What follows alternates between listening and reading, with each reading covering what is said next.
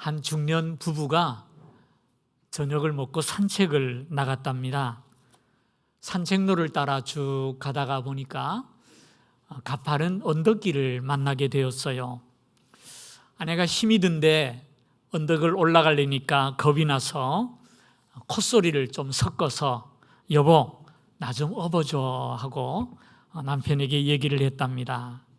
남편은 자기도 힘들었지만 그래도 남자 체면에 안 된다 할 수 없어서 아내를 업었습니다. 그리고 가파른 언덕길을 힘겹게 올라갑니다.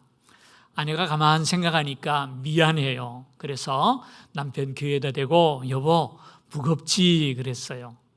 그랬더니 남편이 하는 얘기가 그럼 무겁지, 머리는 돌이지, 얼굴은 철판이지, 간은 부었지, 얼마나 무겁겠냐 그렇게 얘기를 했대요.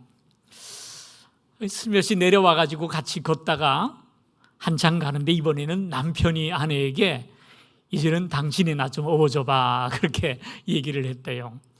아내가 한번 업어주지 뭐 그래서 업었대요. 남편이 업혀가지고 가면서 미안하니까 어때?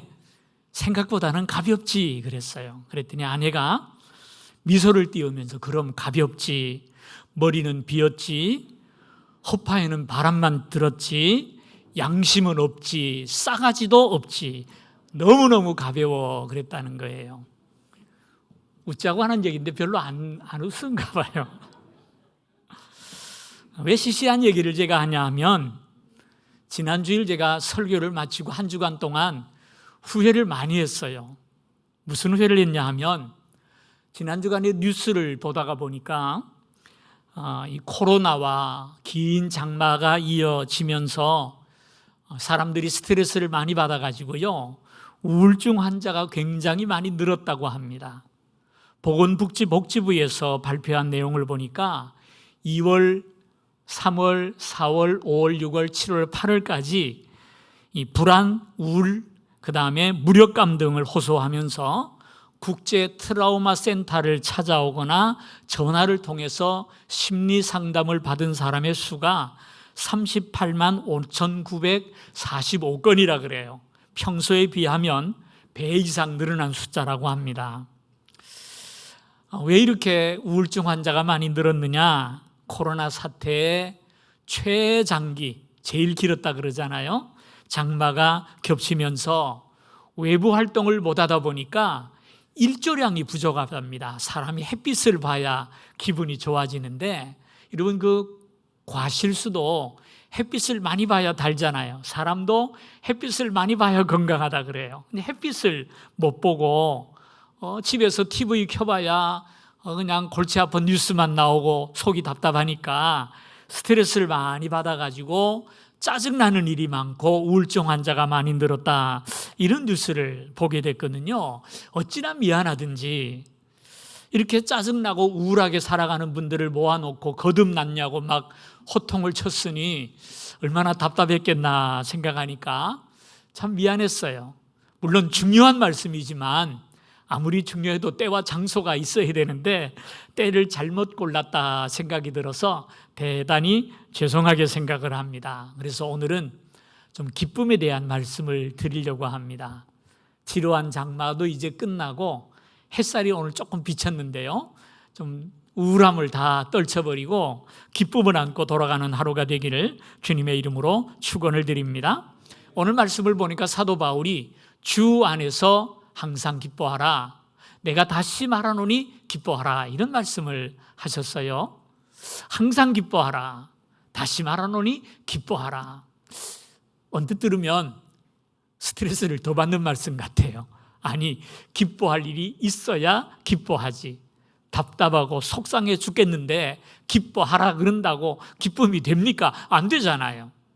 도대체 사도 바울은 무슨 생각으로 이런 말씀을 할까? 근데 여기 보면은 이 기쁨이라고 하는 것은요, 복음의 중심이에요. 어떻게 보면은. 다시 말해서 복음으로 구원받은 사람의 마음에는 우울이 있어서는 안 돼요. 기쁨이 있어야 해요. 기독교 안에는 세상이 알지 못하는 독특한 기쁨이 있어요. 이 기쁨을 알고 기뻐하며 사는 사람은 예수를 잘 믿는 사람이고요, 이 기쁨을 알면서도 누리지 못하는 사람은 병든 신앙인이고요, 이 기쁨을 전혀 알지 못한다면 아직 믿는 사람이 아닌 거예요. 온전하게 믿으면 기쁨을 소유하고 기쁨을 누릴 수밖에 없다는 것입니다. 왜냐? 아까 읽은 그 본문의 말씀을 다시 한번 보면은요, 항상 기뻐하라는 말씀 앞에 붙어 있는 내용이 하나 있죠. 주 안에서라는 얘기예요. 주 안에서 항상 기뻐하라. 다시 말해서 우리가 예수 안에 있으면, 우리가 주님 안에 있으면 항상 기뻐할 수 있다는 것입니다. 다시 말하노니 기뻐할 수 있다는 것입니다. 왜? 주님 안에 기쁨이 있기 때문입니다. 내가 너희에게 참 평안을 준다, 내가 너희에게 기쁨을 주노라, 주님께서 우리에게 말씀하셨잖아요. 주님 안에 있는 사람은 기뻐할 수 있는 것입니다. 이게 무슨 의미일까? 예수 안에 있다고 어떻게 기뻐하느냐? 심리학자들의 얘기를 들어보면요, 사람이 세상에서 기뻐할 수 있는 이유가 한 4가지 있다고 합니다. 4가지. 어떤 이유가 있느냐? 첫째는 누군가의 사랑을 받고 있다고 느낄 때 기뻐할 수 있다는 거예요. 어머니가 아기를 꼭 안아주면 아기는 그 품에서 기쁨을 느껴요. 행복을 맛볼 수 있어요. 애나 어른이나 똑같아요. 내가 누구에게 인정받고 사랑받는다고 생각하면 기쁨이 나오고 활력이 나오고 건강해질 수 있는 거예요. 그런데 나는 어딜 가도 환영받지 못한다고 생각할 때, 상대방이 나를 불편해한다고 느낄 때 우리 마음이 불행이 오는 것입니다. 두 번째는 자신이 가치 있다고 생각되는 것을 손에 넣었을 때 기뻐할 수 있다는 거죠. 사랑하는 여인과 결혼을 할 때 기뻐할 수 있죠. 그렇죠? 또 늘 월세로 살고 사글세를 내던 분이 드디어 내 집을 장만했을 때 얼마나 기쁘겠어요. 좋아하고 사모하던 것을 손에 넣었을 때 기뻐하는 거예요. 연구하는 학자가 열심히 연구해서 원하는 결과를 얻게 될 때 얼마나 기쁘겠어요. 가치 있는 것을 손에 넣었을 때 기뻐할 수 있는 거예요. 세 번째는 자신에게 주어진 상황을 감사함으로 받아들일 때 기뻐할 수가 있는 것입니다. 세상에는 잘 사는 사람이 있고 좀 덜 잘 사는 사람이 있어요. 그러면 잘 사는 사람만 항상 기뻐하고 덜 사는 사람은 기쁨이 없느냐? 아니거든요. 좀 덜 살아도, 심지어 못 살아도 기뻐할 수 있어요. 왜? 내게 주어진 상황을 감사함으로 받아들일 때 기뻐할 수 있는 거예요. 네 번째는요, 자신이 가지고 있는 소중한 것을 남들과 나눌 때 기쁨이 있답니다. 케냐에 저랑 같이 가셨던 분들은 알겠습니다만은요, 우리가 가진 것에 얼마 안 되는 부분이지만 그것을 케냐에 나누었더니 거기서는 그렇게 사모하던 교회 건물이 세워졌어요. 그 성도들이 모여서요, 얼마나 기뻐하고 감사하며 예배를 하든지 그 모습을 보니까 제가 행복하고 제가 기쁘더란 말이에요. 왜? 내가 가진 것을 나눌 때 그 기쁨이 우리의 마음속에 채워질 수 있는 것이죠. 그런데 놀라운 것은요, 이 4가지를 가만히 보면은요, 우리가 예수님 안에서 이 모든 것을 가지고 있다는 사실을 발견하게 됩니다. 다시 말해서 예수님을 모시고 사는 사람은 이 4가지 조건을 다 가지고 있다는 얘기예요. 빌립보서 1장부터 끝장까지 보면 사도 바울의 이야기가 나오는데요, 그 사도 바울을 가만히 보면은 그는 이 기쁨의 조건을 다 가진 사람이에요. 첫째로 사도 바울은 하나님의 사랑을 받고 있다는 사실 때문에 항상 기뻐할 수 있었어요. 자기만 기쁜 것이 아니라 기뻐하라고 말할 수 있었다라는 말입니다. 왜? 하나님이 나를 사랑한다는 사실을 알고 있기 때문이에요. 로마서 5장 3절에 보면 우리가 환난 중에도 즐거워하나니 그랬어요. 사도 바울은 환난과 핍박을 당해도 그 속에서도 기뻐할 수 있었대요. 어떻게 그럴 수 있느냐? 5절에 보니까 우리에게 주신 성령으로 말미암아 하나님의 사랑이 우리 마음에 어떻게 됐다 그랬어요? 부은 바 됨이니. 사도 바울의 마음에는요, 하나님의 사랑이 날마다 부어지니까 그 사랑 때문에 기뻐할 수 있었고 감사하며 살았다는 거예요. 사도 바울은 일생을 하나님과 원수로 살았던 사람이에요. 교회를 잔해하고 믿는 사람을 박해하던 사람이에요. 그런데 그런 그를 주님이 찾아오셔서 만나주시고 새롭게 하시고 변화시키시고 그를 사도로 삼아주셨잖아요. 이 생각을 하니까 얼마나 감사한지 모르는 거예요. 내가 하나님과 원수로 살았는데 원수 같은 나를 하나님이 사랑하셔서 구원하시고 사도로 삼아주셨구나. 이 생각을 할 때마다 환난과 핍박이 온데간데 없고 마음의 기쁨이 가득 채워지더라는 것이에요. 우리는 어떻습니까? 우리도 하나님의 사랑을 듬뿍 받은 사람이에요. 하나님이 우리를 어떻게 사랑하셨냐고요? 하나님이 우리를 사랑하셔서 우리를 구하시려고 독생하신 아들을 보내셨고 그 주님은 십자가에 죽기까지 하시면서 우리를 사랑하시고 우리를 구원해 주신 줄 믿습니다. 우리는 이 사랑을 받고 있는 거예요. 내가 느끼든 느끼지 못하든 하나님의 놀라운 사랑이 저와 여러분을 감싸고 붙들고 계시는 줄로 믿으시기를 바랍니다. 그러므로 힘들고 지치고 어려울 때 아무도 나를 사랑해 주지 않을 때 조용히 십자가를 묵상하십시오. 마음이 괴롭고 아플 때 하나님이 나를 얼마나 사랑해 주셨는지를 한번 기억해 보시기를 바랍니다. 우리 마음속에 조용한 기쁨이 피어나오면서 우리의 심령을 가득 채우실 줄로 믿습니다. 헨리 나우엔이 이런 얘기를 했어요. 기쁨은 반드시 행복과 같은 것이 아닙니다. 기쁨과 행복은 다른 것입니다. 기쁘다고 행복한 것이 아닙니다. 우리가 많은 일에 불행할 수 있습니다. 그러나 기쁨은 여전히 그 불행 속에도 있을 수 있습니다. 그랬어요. 내 삶의 상황이 힘들고 환경이 어려워서 불행하다 싶어도 우리 안에 하나님의 사랑을 기억할 때 우리 안에 조용한 기쁨이 솟아날 줄로 믿으시기를 바랍니다.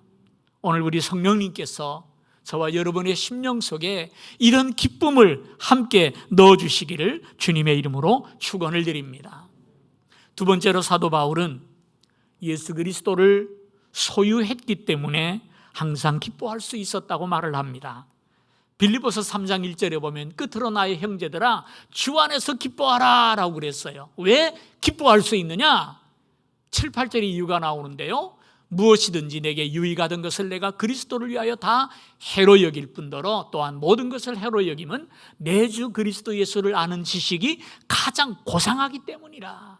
다시 말해서 내 인생에 주님을 만난 것이 행운이라는 거예요. 주님을 모신 것이 나에게 복이라는 거예요. 여러분, 세상에서 예수님보다 소중한 분이 어디 있겠습니까? 예수님만큼 복된 분이 어디 있겠습니까? 예수님 때문에 우리는 구원을 받았고요. 예수님 때문에 우리는 용서를 받았고요. 예수님 때문에 우리는 이 보잘것없는 존재가 하나님의 자녀가 되었어요. 얼마나 감사합니까? 이 사실을 생각할 때 우리는 하나님 앞에 감사하고 기뻐하지 아니할 수 없는 것입니다. 아무리 세상에 가는 길이 가시밭길 같다 할지라도 주님께서 내 손 잡고 계시다면 넉넉히 이기지 않겠습니까? 어디 그뿐입니까? 예수님을 얻음으로 말미암아 예수님 뒤에 따라오는 이 땅의 모든 은혜와 하늘의 축복을 다 누리게 되었으니 영원한 천국의 소망을 가지게 되었으니 얼마나 감사한 일입니까? 우리는 이 사실을 기억할 때 기뻐할 수 있는 줄로 믿습니다. 세 번째로 사도 바울은 자신이 처한 상황을 감사함으로 받아들였기 때문에 항상 기뻐할 수 있었습니다. 빌립보 4장 10절에 보니까 내가 주 안에서 크게 기뻐함은 그랬어요. 사도 바울은 뭐 보통 기쁨이 아니라 크게 기뻤대요. 크게 주 안에서. 어떻게 그럴 수가 있느냐? 그 이유가 11절 2절인데요. 내가 궁핍함으로 말하는 것이 아니니라.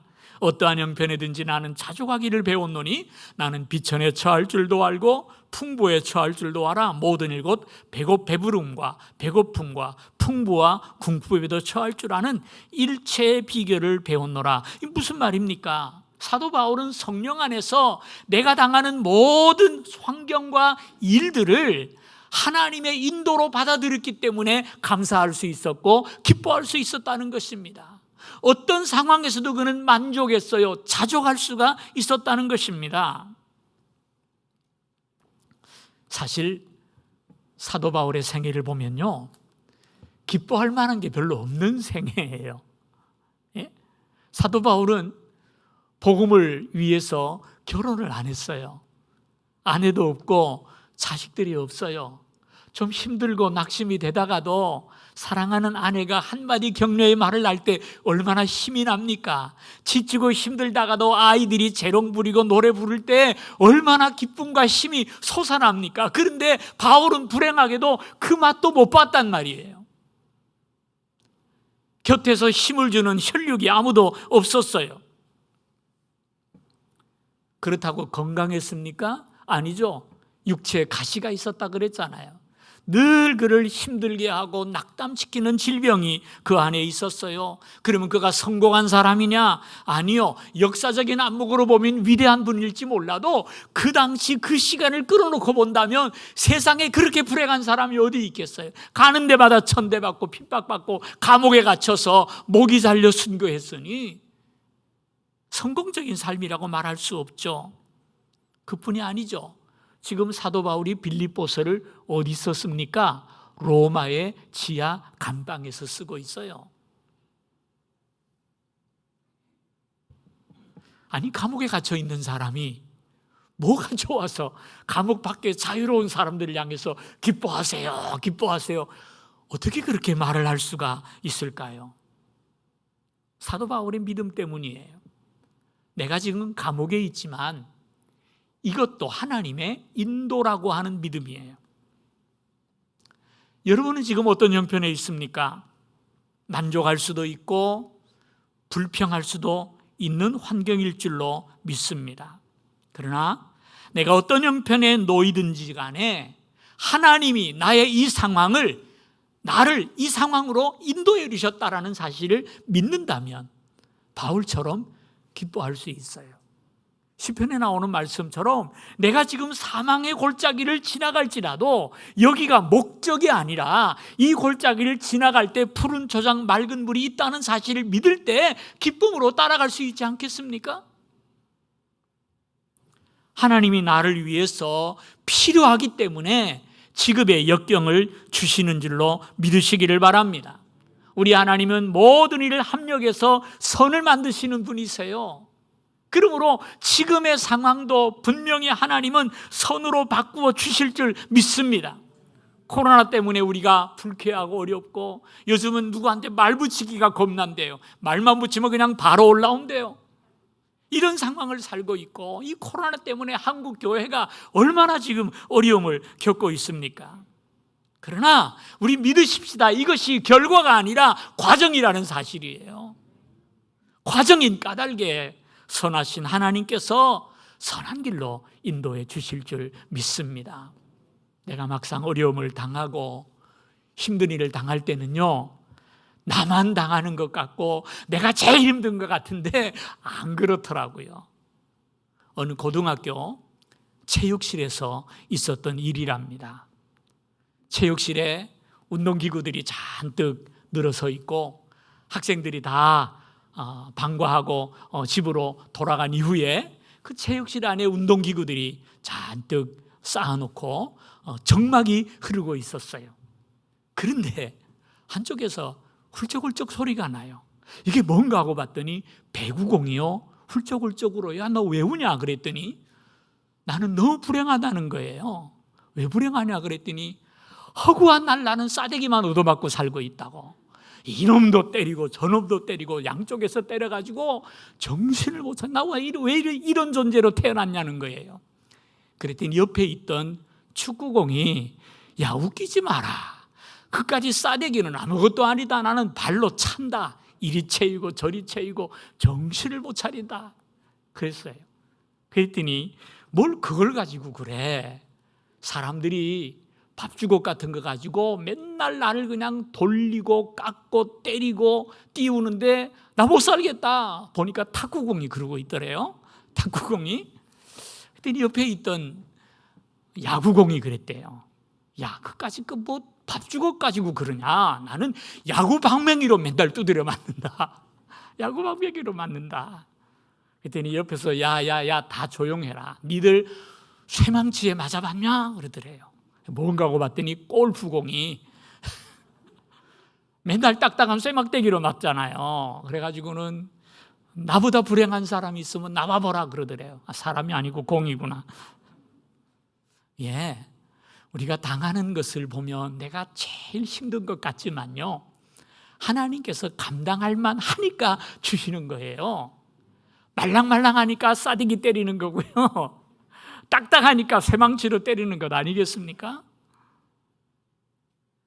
그 형편 속에서 형편을 탓하기보다, 분노하고 원망하기보다 하나님께서 나를 통해서 하실 일이 있겠지, 믿음으로 맡긴다면 우리는 그 속에서도 감사하고 기뻐할 수 있을 것입니다. 왜? 하나님께서는 필요하기 때문에 나를 그 상황으로 인도하셨고, 하나님께서 우리를 크게 쓰시려고 그런 역경을 주시지 않겠습니까? 믿음을 가질 때 기뻐할 수 있는 거예요. 마지막 네 번째로, 사도 바울은 자신이 소유한 예수님을 나누어 줌으로써 항상 기뻐할 수 있었답니다. 이게 무슨 얘기일까요? 빌립보서 1장 18절에 보면, 그러면 무엇이냐? 거칠애로 하나 참으로 하나 무슨 방도로 하든지 전파되는 것은 그리스도니 이로써 나는 기뻐하고 또한 기뻐하리라 그랬어요. 이 말씀이 무슨 의미인지를 알려면 배경이 좀 필요합니다. 보세요. 지금 바울이 온 세계를 다니며 전도하다가 그만 붙잡혀가지고 로마의 감옥에 갇혔잖아요. 더 이상 복음을 전하지 못해요. 얼마나 답답했겠어요. 근데 바울은 그 속에서 낙담하지 않았다는 겁니다. 하나님께서 왜 나를 이 좁은 감방에 가둬 놓으셨을까 생각했다는 거예요. 생각하다 보니까 여러분 보세요. 길에서 전도하다가 보면은 듣기 싫으면 도망갈 거 아닙니까? 근데 감방 안에 갇혀 있으니까 도망을 못 가요. 그렇죠? 얼마든지 복음을 전할 수 있고 도망을 못 가요. 뿐만 아닙니다. 간수에게 전도할 수 있죠. 간수가 믿으니까 그 위에 사람에게 전도할 수 있죠. 전도 기회가 생기는데요, 시위대 뜰에 있는 모든 고관들에게 복음을 전할 기회가 있는 거예요. 그래서 그 속에서 나는 기뻐하고 기뻐한다는 겁니다. 또 하나 기쁨이 있어요. 뭐냐 하면, 사도 바울이 목회를 할 때 그저 교회가 평안한 건 아니었던 것 같아요. 교회 안에는 바울을 반대하는 사람들도 있었단 말이에요.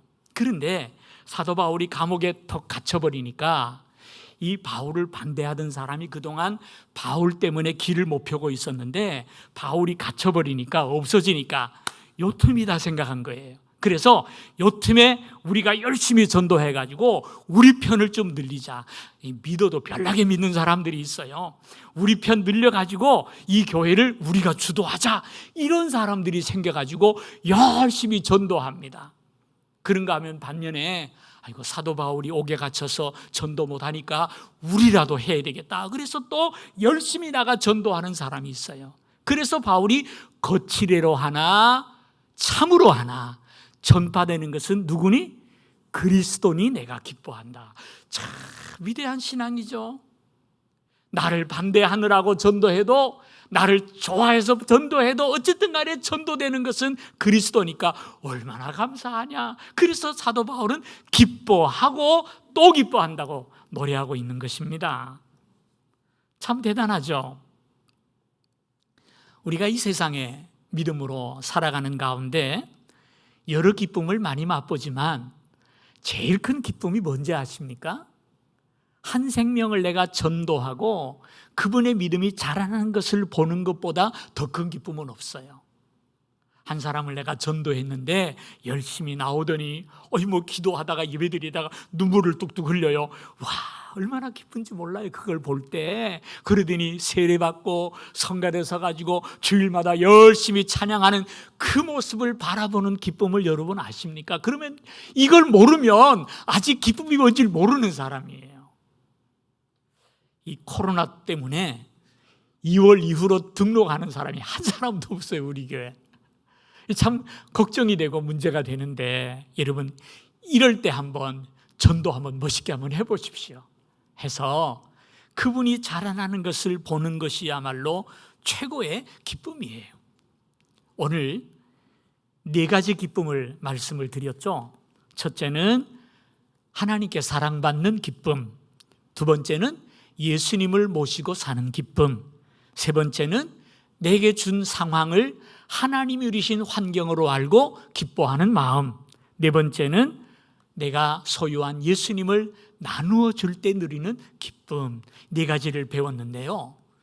네, 여러분 이제부터가 중요합니다. 이 기쁨은 거저 우리에게 주어지는 것이 아닙니다.